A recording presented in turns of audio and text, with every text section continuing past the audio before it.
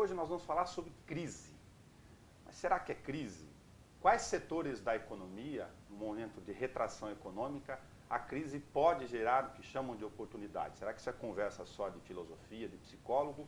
Ou o empresário, na correria, quando ele está faturando muito, ele consegue enxergar todas essas perspectivas, os seus modos de produção, e em quais setores realmente é preciso olhar o cenário com os pés no chão para tentar fazer com que os negócios não sucumbem. Para conversar sobre esse assunto, nós escolhemos dois especialistas para convidar aqui para a presença da TV Câmara, a Alexandra Fabbri, que é consultora em gestão de pessoas e especialista em comportamento humano, e o Adriano Fabbri, economista da consultoria, da mesma nomenclatura, que faz um trabalho diretamente com empresários para discutir, lógico, não só crise, mas oportunidades também.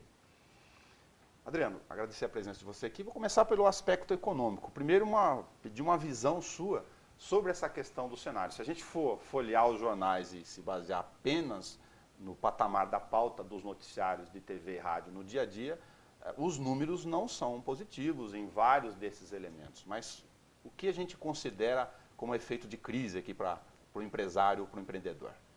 Bom, Nelson, em primeiro lugar, eu que agradeço aí o convite, a oportunidade, né, de poder conversar, bater um papo sobre um tema que é de grande importância, né, para as empresas e, consequentemente, para as pessoas também, e atinge no dia a dia. Sem dúvida, nós temos, tecnicamente, nós estamos em recessão.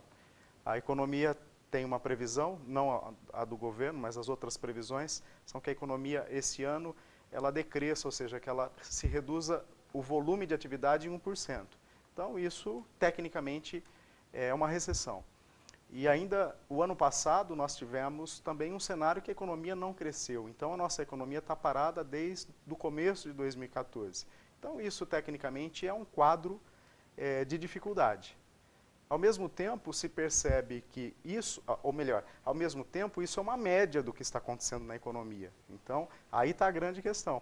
Alguns setores, por uma relação natural de realidade de mercado, estão indo bem e outros, inclusive, estão eventualmente tirando proveito no sentido positivo dessa situação.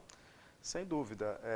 Nós temos, por exemplo, o setor da construção civil, que a crise acertou em cheio, ou seja, os donos das grandes construtoras estão presos.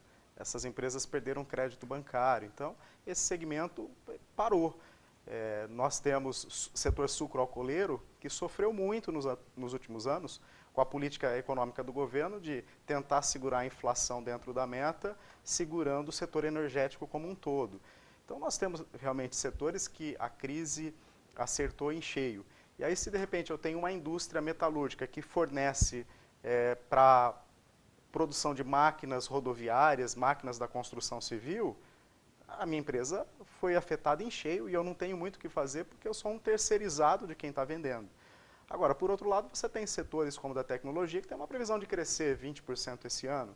Você tem setores de refrigeração que o ano passado, que a economia não cresceu, cresceu 10%.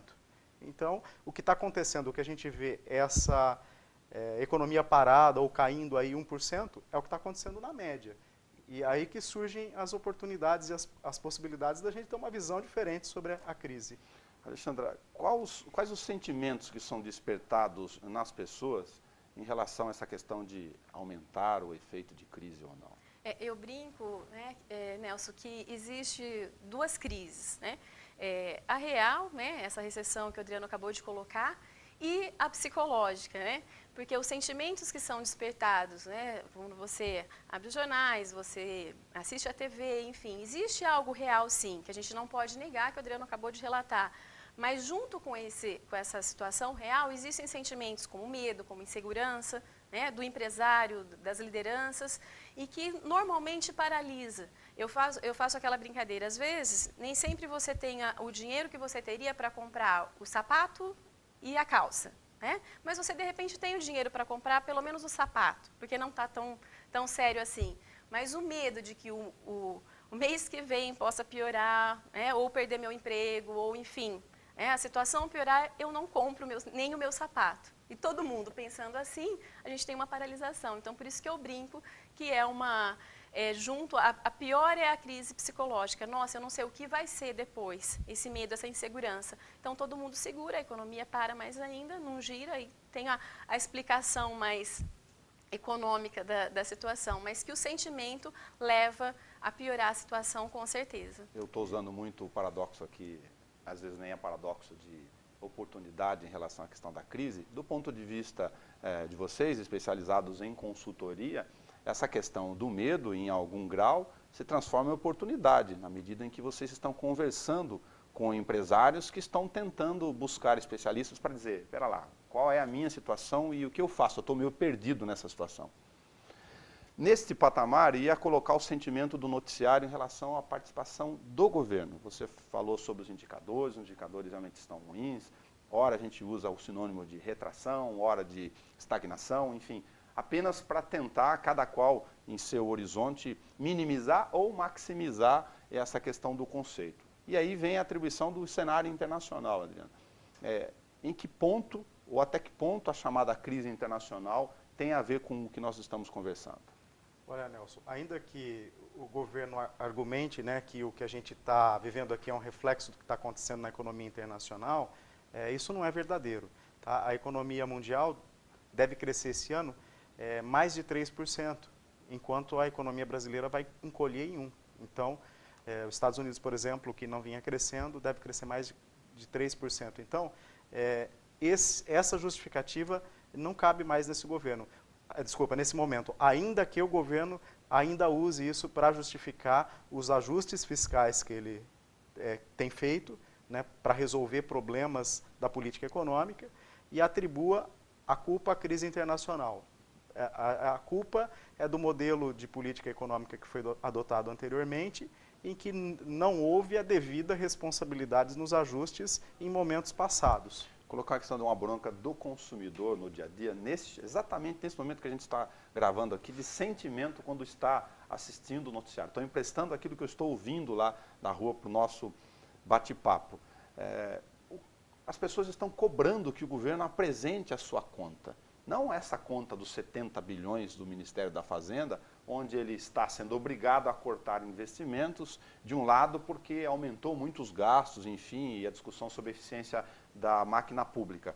Mas a conta que está sendo trazida para nós, através da questão da mudança dos eventuais efeitos trabalhistas que estão em discussão no ajuste fiscal nesse momento no Congresso. Como é que você vê a posição do governo nessa ideia de que, bom, eu tenho que apertar aqui, se tiver o sapato e a calça eu compro só um ou não outro, tem que lidar com o efeito do medo, mas o governo fazer a sua parte?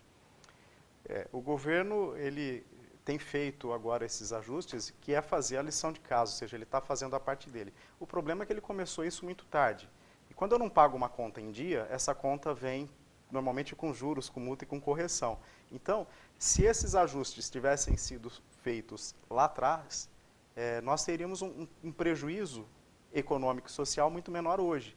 Tá? Então, o problema é que, talvez pensando na política, os ajustes que eram amargos, né, o remédio amargo não foi tomado lá atrás. Então, esse é um dos problemas. Agora, está sendo feito realmente o que precisa ser feito. Só que algumas situações ainda a gente não percebe, né, a lição de casa do governo. Então, nós temos hoje uma quantidade de ministérios que é o dobro do que era há pouco mais de 10 anos. Então, qual a justificativa? Em alguns setores você tem 3 ministérios cuidando do mesmo setor.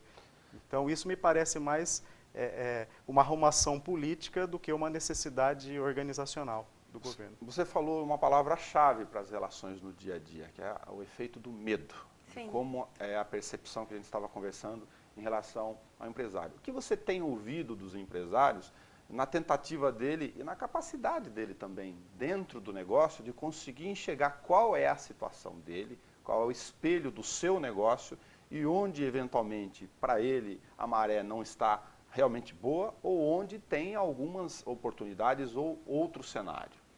Olha, Nelson, o que eu percebo é o seguinte, a princípio, né, aquele medo de estagnar. Então, assim, e que esse medo pode ocasionar uma série de ações que depois o preço vai ficar alto, porque a crise nenhuma crise dura por muito tempo, né? E nesse período, tomar as decisões, a princípio aquele sentimento de que vou cortar os custos, os gastos, né? Só que esses gastos muitas vezes são investimentos importantíssimos para que ele continue a crescer, né? Porque a hora que esse período passar, e vai passar, né? Porque não vai estagnar por muito tempo, Adriano pode até falar melhor sobre isso, ele tem que estar preparado. Então, o sentimento do empresário, a princípio, é de pausa, né, de estagnação. E o que eu tenho trabalhado muito é justamente o contrário. É no momento de crise que eu tenho que investir muito mais, que eu tenho que agir muito mais, trabalhar muito mais. Vamos pegar pelo lado pessoal, Nelson. As nossas crises pessoais, quando a gente passa, desde a adolescência ou qualquer outra crise, não são momentos de crescimento? São onde nós mais crescemos, são doloridas, mas onde a gente mais cresce e aprende. Se o empresário souber, é isso que precisa ser trabalhado, se ele souber canalizar toda a energia dele, todo o trabalho dele, para reverter, não ficar focando no problema e sim nas ações, certo? Ele vai ter, assim que a crise passar, ele vai estar muito à frente daquele que paralisou diante do momento. Você comentou um raciocínio que é bastante interessante, que envolve elementos naturalmente elementos psicológicos nessa relação, no contato de consultoria que vocês estão lidando com os empresários. O empresário vê um cenário de crise na frente, parece quando você abre a janela e tem o trovão com o céu carrancudo, né? Você pega o guarda-chuva e fica fechado dentro de casa. Parece óbvio essa questão do comportamento, mas se ele não estiver adequadamente olhando para esse cenário, ele pode tomar uma decisão equivocada, inclusive. Extremamente. E se considerar algumas em relação à gestão de pessoas, eu brinco que são dar tiro no próprio pé, né? Então, porque tem um custo. O imediatismo, o medo faz com que você tome algumas atitudes que depois isso vai te custar. Tem empresário, desculpa, saindo cortando sem dar uma olhada nesse panorama todo? Sim. E o que acontece? Aí é a chamada paralisia, né, Nelson? Ou seja, ele fica paralisado com o susto, com o cenário. Ele corta investimentos em treinamentos, ele corta pessoas, só que assim, sem ter feito um planejamento, avaliado isso dentro do contexto, né, e custa um colaborador, né, ser demitido tem um custo. 60%, né, para cada ano trabalhado, é isso, né, Adriano? Para cada ano trabalhado, é 60% do seu salário. Fora que quanto custa depois achar uma outra pessoa para substituir a hora que esse momento passar. O treinamento dessa pessoa, todo um cenário, a gente está mexendo com gente, né? Não é fácil. Eu quero enfatizar um pouco mais esse ponto, que é um dado importantíssimo para a relação dos negócios, que envolvem pessoas, a máquina humana que faz essa engrenagem girar. Você gasta dinheiro, tempo, estratégia para formar um profissional desse. Exatamente. E depois ele talvez não tenha essa visão sem uma consultoria ou uma visão de fora do sistema de que ele está jogando contra o patrimônio. Exatamente. E esse aspecto que a Alexandra citou, do psicológico, ele acaba sendo o principal responsável, né, por medidas não racionais. Quando a economia vai bem, o consumidor ele tem um comportamento, às vezes, até irresponsável. O ímpeto do consumo aí. Ele ouve notícias, o Brasil está crescendo, está sobrando emprego, a taxa de emprego está aumentando, desemprego, redução, as notícias são boas, inflação em baixa, o Brasil se representa bem no cenário internacional. Isso gera uma euforia na cabeça do consumidor que ele gasta muitas vezes sem poder, sem ter um plano financeiro pessoal. Tá? Em momentos de crise, acontece o contrário, ele corta gastos, como a Alexandra citou, muitas vezes sem precisar, por medo. Na cabeça do empresário acontece algo parecido. Em momentos de grandes crescimentos, ele muitas vezes gasta, com custeio, ele assume custos que ele não poderia e não deveria e faz investimentos sem o devido plano financeiro, porque o momento é de euforia. E na crise é o contrário. Também sem esse devido planejamento. Aí entra um outro movimento interessante que você comentou, do que o Adriano está falando, de que quando o cara a gente não vive isso no dia a dia, então, puxa, não tinha percebido, é lógico. Eu estou vendendo, eu não olhei nem para os processos produtivos, se eles são adequados do ponto de vista de estrutura, logística e custos. Sim, Exatamente. E aí, o que acontece? No momento de euforia, está indo tudo bem, eu não, a desculpa ou a justificativa, eu não tenho tempo de colocar, porque Porque está vendendo. está Preciso vendendo, vender. ou preciso vender, né? E aí, o que acontece? Quando você, no momento de crise, aí para tudo. Quer dizer, vai de um extremo ao outro. Se a gente olhar a crise como uma oportunidade de eu fazer aquilo que eu tinha planejado, mas que a justificativa era a falta de tempo, porque estava vendendo muito, imagina quanto na frente eu não vou estar daquele que paralisou, entendeu? Mas acontece que o medo, a insegurança faz com que eu não faça nada, vamos cortar tudo. Pode parecer longe, distante das pessoas, mas você que está, afinal todo mundo está trabalhando de alguma forma ou no outro, você está concentrado a sua energia o tempo todo para vender, vender, você pode ter uma caixa a mais que eu comprei lá, um processo, um custo que não era necessário. Eu não estou pronto para identificar que, na verdade, no momento de crise, eu possa não estar falando necessariamente em crise, mas é adequação de procedimentos. Sem dúvida. Em uma parte desse processo. Quando a economia para, né, ela diminui o ritmo de crescimento ou passa a decrescer um pouco, ou seja, tem uma diminuição da atividade econômica no meu negócio. É o momento de afiar o machado, né? E afiar o machado é justamente isso, rever processos produtivos, rever processos administrativos, rever o mix de produto que eu estou oferecendo, será que esse mix está adequado? Será que o meu atendimento está bacana, está em sintonia com o que o mercado está exigindo? Então, é o momento de fazer uma série de revisões, sempre pensando no tripé do sucesso empresarial, né? Nós até tivemos um momento que nós discutimos bastante aqui no programa sobre isso, e esse momento que a atividade econômica diminui é a chance dele pensar nas 3 condições de sucesso de um negócio. Que a primeira, como que está a minha competência técnica em relação à concorrência? Nesse ano difícil de 2015, tem loja de grande varejo projetando um crescimento de 10%. Como que essa loja vai crescer 10%? Ela está avançando sobre a concorrência. Ou seja, a competência técnica dela é melhor que da concorrência. Está tirando o cliente de alguém. Está tirando o cliente de alguém. O número de pessoas disponíveis e com condições para comprar... É o mesmo. É o mesmo, ou até menor. Ou até menor. Aí a outra condição é a gestão, competência em gestão. E a terceira condição, atitudes empreendedoras. Então, o empresário, no mínimo, ele tem que revisar como que está esse tripé do sucesso empresarial do negócio dele. E na hora da correria, para reforçar o investimento, nem sempre ele larga o tripé esperando no tocado. Agora, Nelson, só um complemento em relação a essa questão dos investimentos, de investir no momento de crise, né? O próprio setor automobilístico, que agora amarga números muito menores do que teve nos últimos anos, né? A partir de 2004 já o segmento desacelerou, tem uma previsão de investir 45 bilhões nos próximos 10 anos e não cortou esse investimento, ou seja, o plano continua o mesmo. Por quê? Nós temos um ano difícil em 2015, teremos ainda um ano com dificuldade em 2016, mas as coisas voltam ao normal, e se eu paro de investir... Perfeito. Aliás, você falou sobre a questão de identificar boom.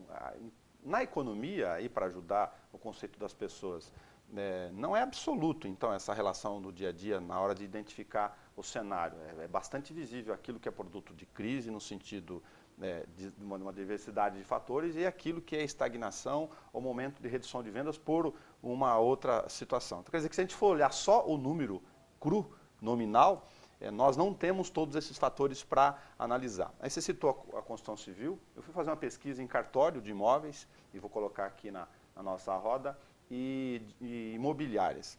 E a maior parte deles disseram para mim, olha, não é verdade que o mercado está ruim. A verdade, mas tem um monte de casas, Bauru especificamente, que enfrentou boom nesse setor nos últimos anos, que estão com a plaquinha lá de aluga. Falou, a questão que está acontecendo, aí eu estou colocando o cenário deles, é que um apartamento do Camélias, pequeno, que se alugava há 1 ano e meio, 2, por R$900, mais o condomínio de 300, o condomínio está 350, aí o custo interno para quem vai adquirir esse aluguel, está precisando pagar o aluguel, está mais pesado para ele nesse cenário. E o aluguel de 900 agora é R$500. O que eles estão falando? Na verdade é que a gordura estava o preço voltou ao normal, grande. Né? O preço, na verdade, voltou ao normal. É uma outra forma de enxergar, é uma questão de adequação? Também. São acomodações que a economia sofre de segmentos que subiram além do restante, né? Ou seja, subiram acima da média ou até mesmo do que deveriam subir, né? Então a gente teve uma aceleração desses preços no setor imobiliário muito rápido, talvez até fora da realidade. Então, alguns preços, dependendo do tipo de imóvel, por exemplo, não vão cair, mas vão parar de subir. E com essa inflação, os preços reais desses imóveis vão representar menos ao longo dos próximos anos. Mas, na verdade, também é uma acomodação, está voltando ao normal. Ou seja, se inflacionou muito além do que deveria esse segmento. A gente não pode chamar de bolha, porque a experiência brasileira é muito diferente da norte-americana, mas, no mínimo, teve um inflacionamento dos preços acima do que seria o correto. Tá. É o momento de cortar gastos ou depende desses elementos todos que nós estamos analisando aqui? Depende de todos esses elementos. É óbvio que tem segmentos que você pode ter realmente uma redução de demanda significativa e você não tem muito domínio sobre a situação, que às vezes você está na mão de poucos clientes, por exemplo, então você depende muito mais da estratégia dos teus clientes, então você tem que olhar para os custos, não tem outra alternativa. Mas, em alguns casos, às vezes a receita está em aumentar o gasto, ou seja, investir, por exemplo, nós temos um cliente que esse segmento ano passado cresceu 10%, essa empresa cresceu 42%. Essa empresa dobrou de faturamento nos últimos 2 anos em que a economia esteve parada. Por quê? No momento que estava todo mundo receoso, ele abriu uma filial, tá? A 150 quilômetros daqui. Agora, todo mundo cortando custos. Nós já estamos planejando a abertura de uma segunda filial numa cidade a 100 quilômetros de Bauru.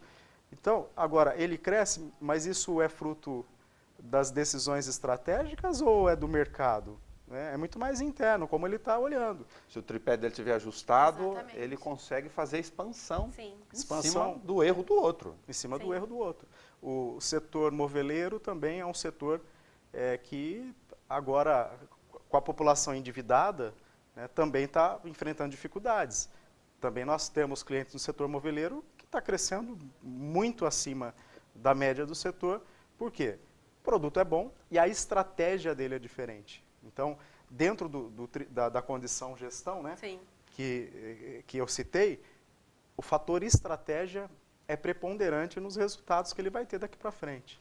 Esse sentimento em relação a tentar identificar que ações de gestão de pessoas eu preciso fazer para identificar qual é a minha realidade que a gente está conversando e como eu preciso me preparar para passar pelo estado de tormenta, envolve alguma relação com o empregado? Porque ali tem, naturalmente, o ser humano Sim. que está envolvido na parte dele desse processo. Com certeza. Eu acho que assim, a primeira grande ação é uma comunicação transparente.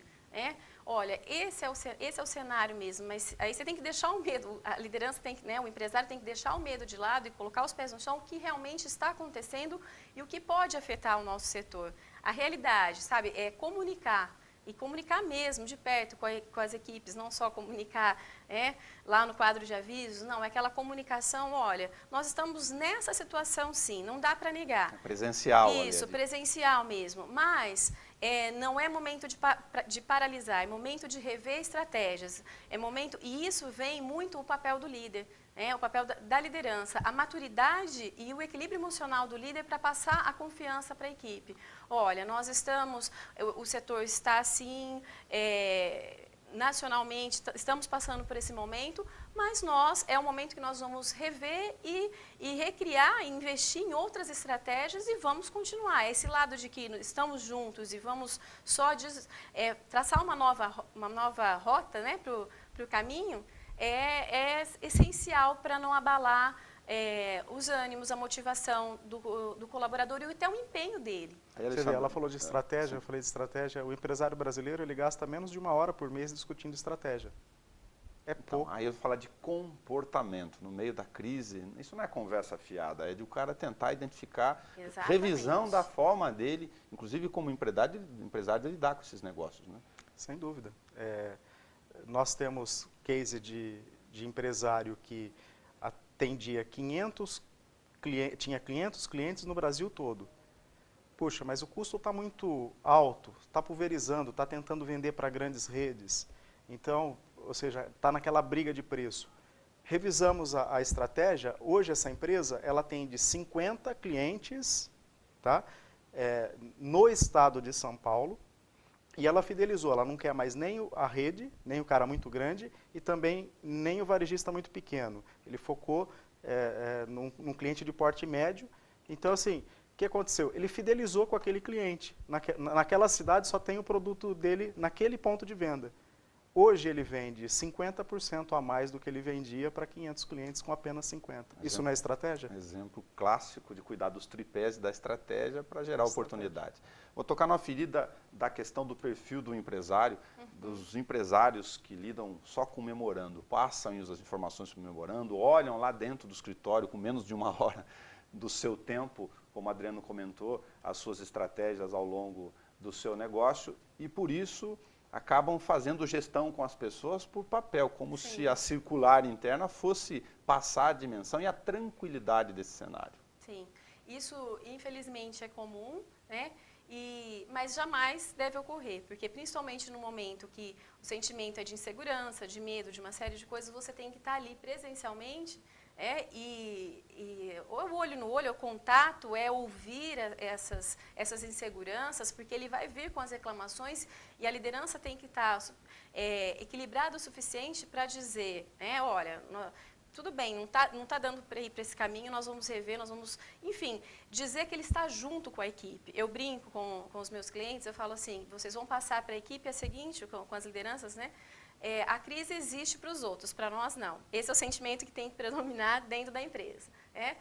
Você vai tapar o sol com a peneira? Não, nós vamos agir, por isso que não vai existir para a gente. Então, mas como que eu falo isso, sendo que eu vejo que o meu vendedor não está vendendo, antes ele tinha um movimento, tará.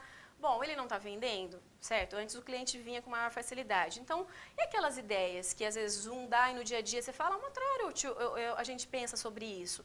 Começa a pegar, começa a criar estratégias para que ele crie e dê ideias sobre isso. Ele pode participar desse processo de crescimento junto. Então, ao invés de você despertar aquele sentimento de paralisação, você desperta na equipe, olha, tem sim, mas nós não vamos passar por isso, porque nós estamos juntos. Você pode ajudar a passar por essa situação. Aqueles que estão cuidando de todos esses processos, eles conseguem, com um negócio bem estruturado, passar pela crise de forma mais tranquila. E às vezes ele sai melhor da crise, né? Porque é o momento que ele parou para fazer todas essas revisões, então ele sai da crise melhor do que ele entrou. E ao contrário dessa prática da liderança que a Alexandra citou, muitos empresários fazem o contrário. Ou seja, usam do momento para fazer um terrorismo com a equipe e ameaçar. Ou seja, o próprio empresário reforça o sentimento de insegurança no cara que trabalha com ele. Isso é chamado tiro no peito, não tiro no pé, né? Esse é no peito. Agora, tem uma questão de mentalidade aí dos negócios que envolve a questão... Porque o empresário acaba sendo o dono do negócio e nele estão vinculadas todas essas famílias em escala, naturalmente, pensando em subsistência e economia, né? Para não ficar essa questão só de medo e pavor. Que no momento de crise, se ele tem esses cuidados todos e tem esse diálogo, ele consegue mudar o patamar de relação psicológica, emocional em relação aos seus colaboradores, mas no momento de fartura, ele também fez a lição de casa sobre contribuir na divisão dos seus dividendos. Eu estou falando de filosofia, mas é aplicação da alma boa do negócio aqui. Né? Sim. Quer dizer, tem as ações que ele também não deveria ter deixado de fazer, e se não fez, rever agora, se for o caso. E essa é uma das saídas para melhorar a produtividade, né? Porque no momento que os recursos são escassos, nós temos que melhorar a produtividade em geral, seja do vendedor, seja do cara que produz, né? Seja da administração. E você pode incentivar isso. É comum a gente implantar políticas de incentivo, como um PLR, né? Uma participação nos lucros e resultados, campanha Ideia Legal, que você dá uma remuneração para aqueles que contribuem com ideia. Nós temos casos de políticas de incentivos desse tipo, que a empresa oferece 20% da economia anual para o autor da ideia. Então você está incentivando o cara a participar de forma efetiva. Muitos empresários pensam, mas eu tenho que pagar para algo que ele já deveria fazer naturalmente? Você tem que incentivar. O ser humano ele é movido por incentivo. Isso não motiva ninguém, porque a motivação é muito diferente do aspecto só financeiro. Mas acaba incentivando o cara a pensar no processo, pensar no trabalho. E quem entende mais da atividade do que o próprio cara que executa? Não é um consultor, muitas vezes não é nem o dono, é o cara que está lá no dia a dia. Desculpa, fazer o raciocínio do sentido inverso aqui, daquele que está nadando de braçada na crise, para aquele raciocínio que, da mesma forma aqui, no sentido reverso, que a crise é passageira, ele não vai nadar o tempo inteiro. Tomar cuidado com isso. Exatamente. E assim, como é essa ideia, né, de deixar o colaborador participar. Mais importante do que a ação é como essa ação é comunicada, né? Como eu falei anteriormente. Então, quando você coloca para a equipe, olha, vocês estão juntos, né? Então, você está focando na solução, você está criando todo um cenário dentro da sua empresa que é para ir para frente, não para ficar estagnado ou andar para trás, ou despertar os sentimentos que a gente, que tem sido despertado com a crise de uma forma geral. Então, ele passa a ver, olha, eu posso focar na solução, eu posso criar, eu posso ir além, né, independente do cenário, porque eu posso criar outras estratégias. Ele se sente parte integrante realmente da empresa. E se você incentivar financeiramente, fecha, né? Você fecha. O raciocínio, fecha a estratégia, fica perfeita. Nós estamos falando aqui em modos de produção, de liderança, da forma de visão sobre o negócio, de olhar no ambiente da crise. Eu estou tentando pegar todos os elementos aqui, olhar para a crise como oportunidade, mas olhar também como revisão, onde estou, o que estou fazendo, estou cuidando do meu negócio direito? Sem dúvida. A grande questão é que uma boa parte dos empresários, eles atribuem o sucesso do negócio somente às vendas. Então, o teu negócio está pautado no volume de vendas. Se ele estivesse olhando o negócio com o equilíbrio necessário para todos os aspectos, né? Vendas, investimentos planejados, investimento na equipe, estivesse olhando para custo, para todas as despesas e para esse tripé que a gente citou, né? Para competência, gestão e atitudes empreendedoras, ele teria a possibilidade de passar de forma muito mais tranquila por um processo turbulento. E até mesmo porque nem sempre vender mais significa que a tua empresa está valendo mais. Nem sempre maior lucro, por incrível que pareça, significa que o negócio está indo bem. Existe um conceito chamado gestão baseada em valor.